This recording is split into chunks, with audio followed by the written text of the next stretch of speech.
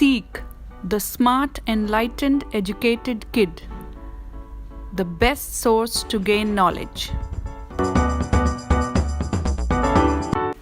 Today's topic is vertebrates and invertebrates. Animals can be classified into two main groups: the vertebrates and the invertebrates.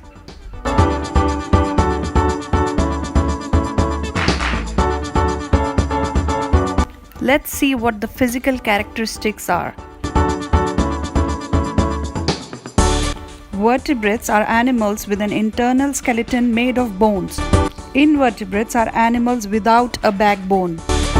Vertebrates have well-developed internal skin, are bigger in size, have highly developed brain, have advanced nervous system, and have an outer covering of protective cellular skin. Invertebrates have a lack of supportive system and hence are smaller in size. Vertebrates have a bilateral symmetry, whereas invertebrates have a bilateral symmetry or a radial symmetry plan. Let's see what that means. A bilateral symmetry is when the right and the left halves mirror each other and typically have a definite front and back end.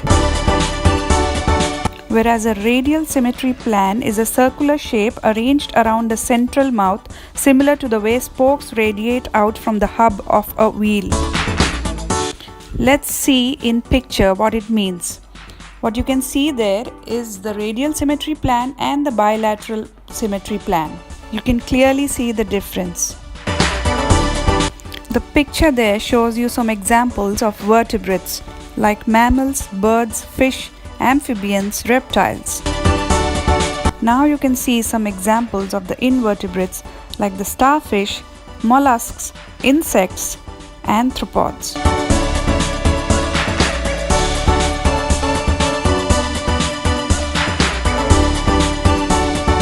The vertebrates are divided into two groups, one which have jaws called agnatha and one without jaws called gnathostomata. Most of the vertebrates can move. In case of invertebrates, mostly the ones with bilateral symmetry can move, and the ones with radial symmetry include ones which are immobile.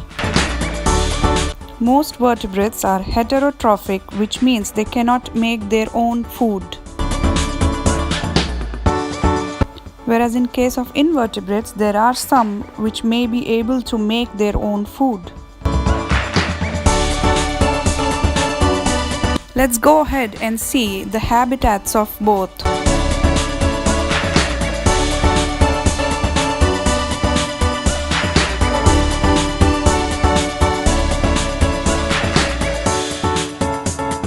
The vertebrates can suit themselves in all habitats easily because of highly developed nervous system.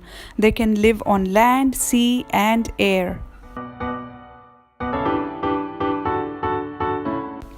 In case of invertebrates, they are also found in vast range of habitats including forests, deserts, caves, and seabed mud. Let's see the population of both of these species. Vertebrates only form 2% of the total animal species identified till date, whereas invertebrates are nearly 2 million species have been identified, which is approximately 98% of the total animals identified. Let's now see the size and speed of both the species.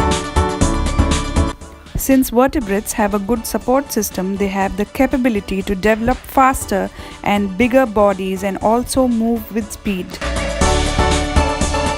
Invertebrates are small and slow moving because they lack support, except for a few exceptions like the squid, which can be nearly 15 meters. Let's see the classification of vertebrates.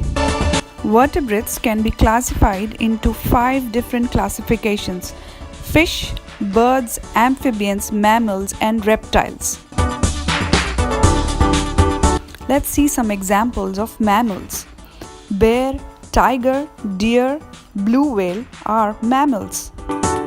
Examples of reptiles are turtles, snakes, lizards, and crocodiles. Amphibians, as you can see, is the frog and the salamander and a few more. Fishes and birds are also vertebrates. Now let's see the classification of invertebrates. Invertebrates can also be classified into 5 classifications: the worms,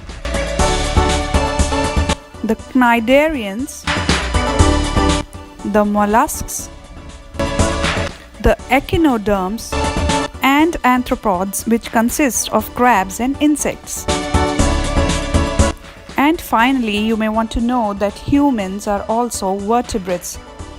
Ouch! No wonder my backbone is aching.